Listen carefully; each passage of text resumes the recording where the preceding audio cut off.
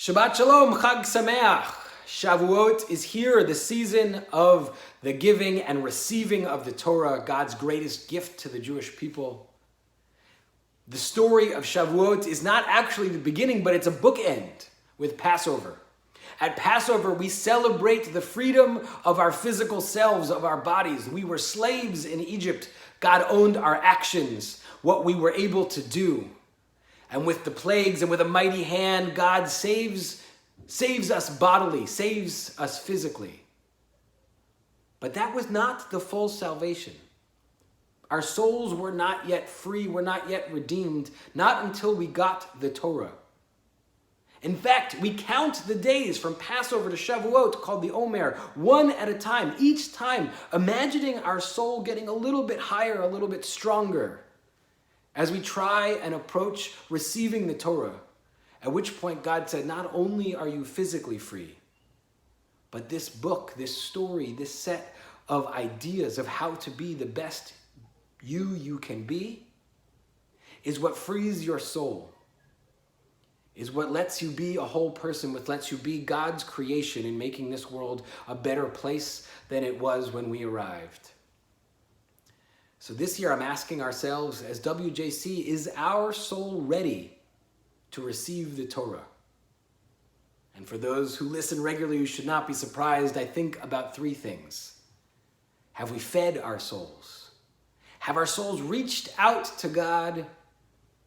And have we tried to lift up the souls of our community? The first, how do you feed a soul? In Judaism, the answer is clear.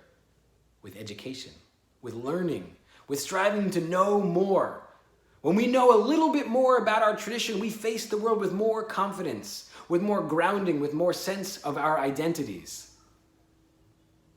And I'm so proud of the work our schools have done. The preschool and the religious school, in the blink of an eye, we're told you can't come together. But they continue to find creative and interesting ways to connect digitally. Whether it be small group learning in our religious school, whether it be art projects with the materials handed out by other WJC members ahead of time, whether it be a challah delivery, whether it be Facebook Live and art projects at home and story time and Tat Shabbat and all of the ways that our schools have found a way to connect. In this time, they've given our children a little stronger sense of what pride comes with being a Jew. But our adults have also been learning. We've had wellness classes. We've had marriage classes. The cantor has been teaching his adult B'nai Mitzvah class. He taught a class on Jerusalem. We've had the weekly Wednesday wind down. I've heard from countless parents who have said, with young kids at home, the idea of being able to come back to the shul for a program is so hard. But digitally, I've been able to sit in on more than ever. I've learned, I've fed my soul. Second, have our souls reached out? Have we prayed? The way we at WJC pray is we gather in our chapel, in our sanctuary. They're beautiful spaces designed to make sure the soul knows exactly what we're doing. There's artwork and architecture and books, and even more than that, there is each other. And each of those things make the space holy. And yet we're told, no, not now. It's not safe. I'm so proud of the way we've been able immediately to move our weekday services onto Zoom, a platform that allows us to see each other, to send comments, even jokes, but also to pray together. It's been a wondrous thing. And I've taken a position with the ritual committee to allow Zoom on Shabbat, and we've been doing our services. It's a position I know that some of our community members, even our cantor, are not comfortable with, and I have so much respect for that protecting of the sanctity of Shabbat. My decision to be on Zoom is even a minority opinion in our movement. But in this difficult time for me, and for what I see for so many of our community members, it's what we need. Even though we're following a minority opinion, it's the ability to see each other, to interact on Shabbat, not just a passive live stream, but to be able to check in, to schmooze, to know what's going on in each other's lives has been so essential to our souls reaching out. And I'm so proud of what we've done. The third is how we lifted each other's souls up.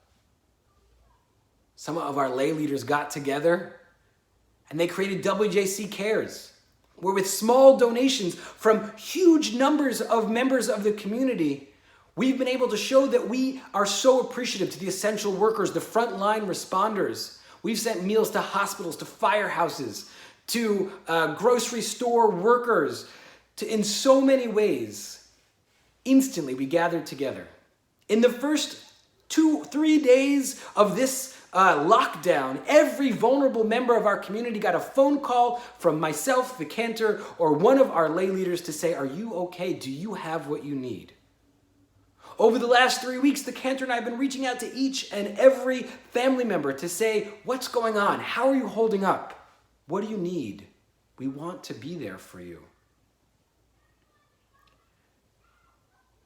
We have been connected through challah deliveries, through food drives, through poker on Saturday nights, through challah classes online, through the wind down on Wednesday nights, through Facebook, through Zoom, through socially distant wavings. It's been amazing to watch. There's a story that's often told on Shavuot. It's a story of two brothers, an older and a younger. The older brother is married with like 12 kids. And the younger brother is a bachelor, and they're both grain farmers. And one year, at the time of the harvest, both of them had such a successful harvest, their barns were full. And the younger brother looked at his full barn and said, "Oh man, my brother has so many kids to feed. How could he possibly have enough? He'll never ask, but I'm going to take care of him." And in the night, he takes a big bundle of grain and he walks up the hill and over to his brother's barn and sneaks a bundle in so he has a little bit more. What he didn't know is at the same exact time, his older brother said, "What is my little brother going to do? He's only one person. I have 12 kids to help me with the harvest. How is he going to earn enough to make it through the winter?" And he grabbed a big bushel of grain, bundle, whatever you do with grain, and he carried it up the mountain, and the two of them passed in the night and deposited in each other's barns. Well, both of them woke up shocked. They opened their barn doors and had the same amount as the day before.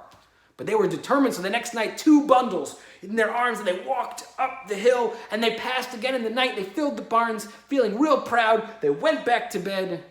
The next morning, the barns were full. These were very focused young men. They gathered 3 bundles, 2 in front, 1 on the back, and they couldn't even see where they were going. Walking up, they couldn't see anything so much that they smacked into each other. The grain fell everywhere. They fell to the ground and looked at each other in shock, in confusion, and then understanding. And on that spot was the place the first synagogue was built. A place where 2 people said, "What matters most to me is that I feel blessed, and I use that blessing to try and take care of the other." During this time, I hope you're healthy, and if you are in need of healing, I pray for a speedy and complete recovery. And if you are in need of a little sanity, a breather, a chance to lift your soul up, I hope you feel proud of being a part of the WJC. I hope you remember this story and say what it means to be a Jew, to be a person, to be in God's image, so that we look for the blessings in our lives and we try and share them with others. Shabbat Shalom, Chag Sameach.